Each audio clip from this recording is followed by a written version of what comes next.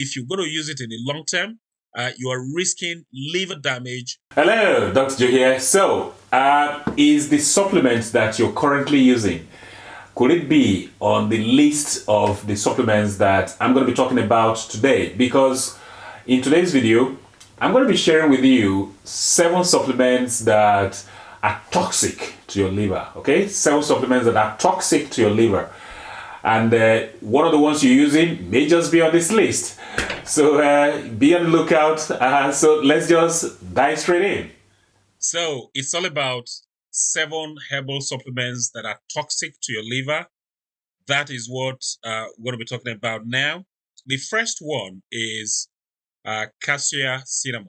Now, the offending agent in Casia Cinnamon is called coumarin. Okay, so the cassia does contain compound called coumarin, and this coumarin is quite toxic to the liver. Yes, it is a liver toxin, and not just that, it is a potential carcinogen.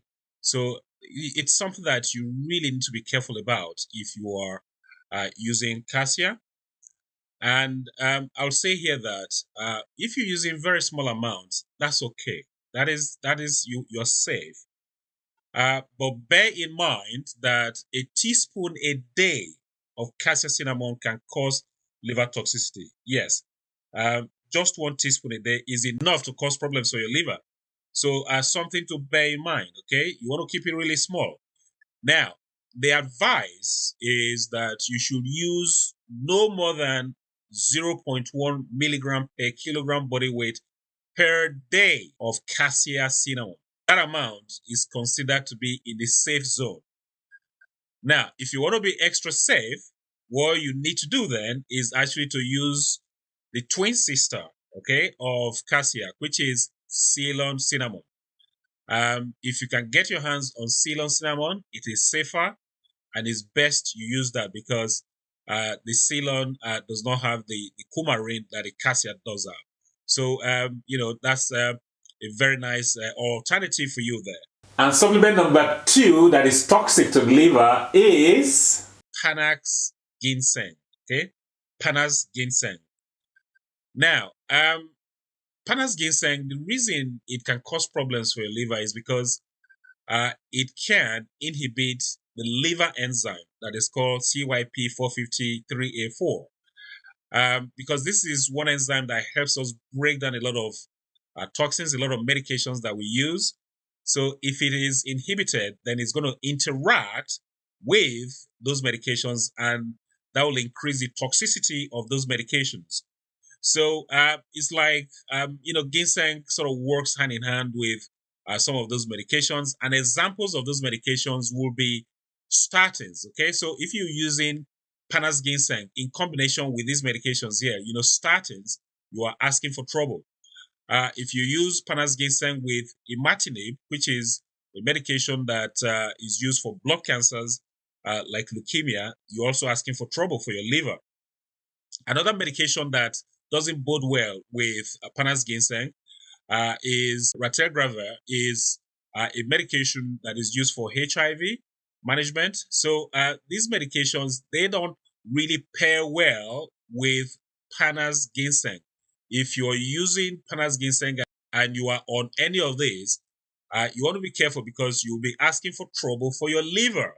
Now, even though Panas Ginseng may be okay on its own, high doses of Panas Ginseng have been shown to cause direct damage to the liver. Okay, so very high doses are not safe. Indeed, the threshold for damage has been estimated to be 3 grams or more. Okay, 3 grams or more of Panas Ginseng is very toxic to your liver. So even if you're going to use it and you're not using it in combination with any of these medications, you also do not want to use very high doses, because if you do, you will be asking for trouble for your liver. So what is supplement number 3 that is toxic to the liver? Supplement number 3 that can cause problems for your liver is kombucha. Okay, kombucha. Now, I've done a video on this before, and in that video, I did talk about the reasons why I don't use kombucha tea and why I don't advise it. and is because of the toxicity to the liver. The problem is that several cases of liver damage and even death have been reported from consumption of kombucha tea. So you want to be very careful. Kombucha tea is supposed to be a tea that provides you with some probiotic. However, it does have some issues, and some risk factors have been identified as potential reasons why kombucha tea may cause problems for your liver. And these risk factors would include someone having pre-existing medical conditions. You don't want to use kombucha tea if you've got pre-existing medical conditions. It's best you stay away from kombucha tea.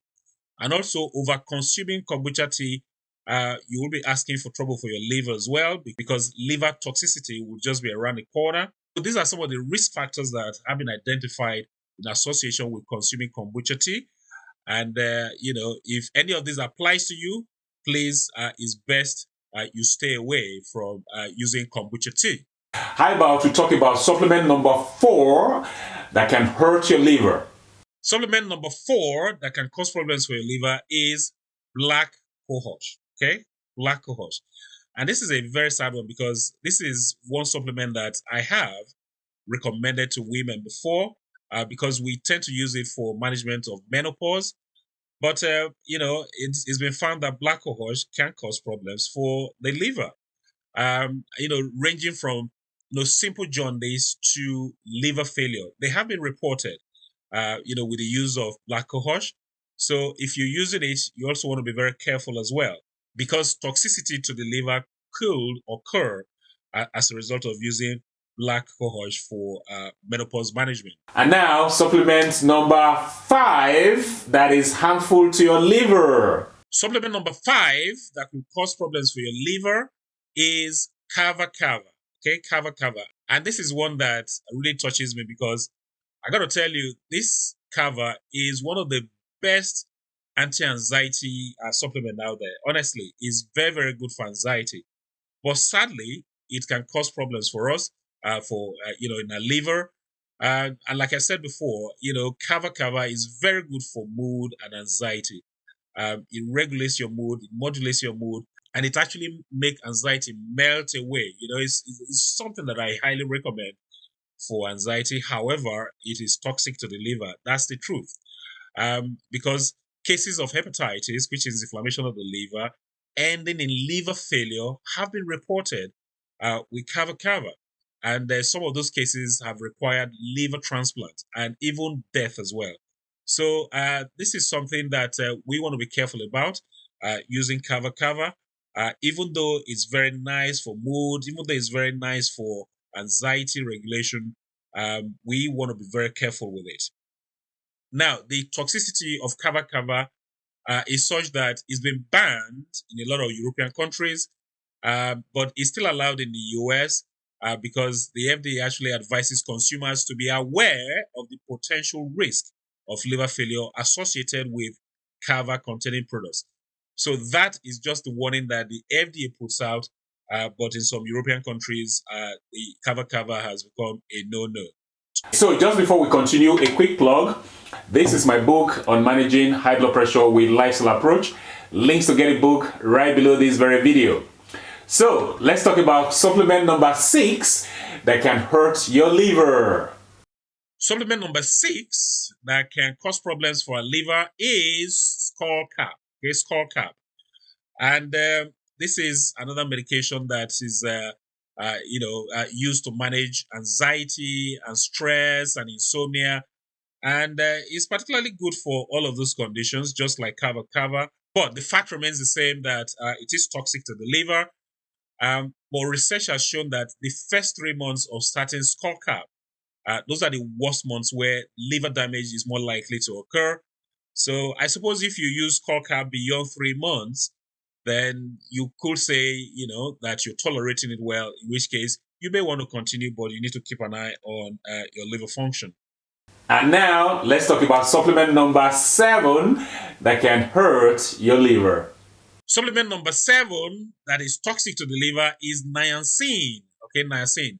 I'm repeating this because when I did the first video on conventional medications, big pharma medications that are toxic to the liver, niacin was on the list, and I have included it here again because, of course, niacin is also seen as a supplement. Like I said in the other video, you want to be very careful. For the most part, we tend to use niacin to manage fatigue, and some people have recommended niacin for management of cholesterol and triglycerides, to lower, cholesterol and triglycerides. That's okay. But we want to be careful with it because, long-term use of niacin has been shown to cause liver damage, and that's a fact. And my recommendation is that you should use niacin only for short-term purposes, because if you're going to use it in the long term, you are risking liver damage. And but research has also shown that the liver damage is dose dependent. So the higher the dose of the niacin you're using, the higher the likelihood that you're going to run into problems with your liver. And that's the reason why I say that if anyone is going to use niacin at all, if you're going to consider using it beyond a short-term use, go as low as possible as far as the dose is concerned. So that is my advice regarding niacin. Okay, so that's your list of supplements that are harmful to the liver.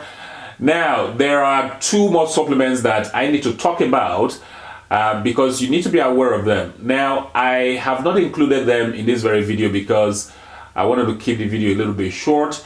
But these two supplements, you deserve to know about them. And I shall do separate videos for those two supplements in future. So be on the lookout for that. So now, if your supplement is on this list, what should you do? Well, the most reasonable thing to do will be for you to stop using the supplements. That's the reasonable thing to do. The other thing you can do is to look for alternatives. Okay, you look for alternatives. Now, here's the other thing. If you feel that you really cannot do without these supplements that I've mentioned today, a safer thing to do will be for you to monitor your liver function, and your doctor should find it easy to do this. You simply do what we call liver function test. So you see your doctor, and it's just blood tests that you need to be taking regularly. I will probably suggest about 3 to 4 months regular intervals, just to keep an eye on your liver function, to make sure that your liver is not being severely affected by any of these supplements that I talked about today. That is if you must continue using it. But like I said, the most reasonable thing to do would be for you to stop using the supplements and to look for alternatives. So hopefully you got some value from this very video. If you did, please give the video a thumbs up. Please like the video, and also please share this video with your friends, with your family, with your colleagues. Now, do let me know if you're using any of these supplements that I mentioned today in the comment section. And if you got any questions, any comments regarding this very video presentation, go ahead, leave your comments or questions down below. I think that's it for this very video. Until next time, well, this is Dr. Joe signing out.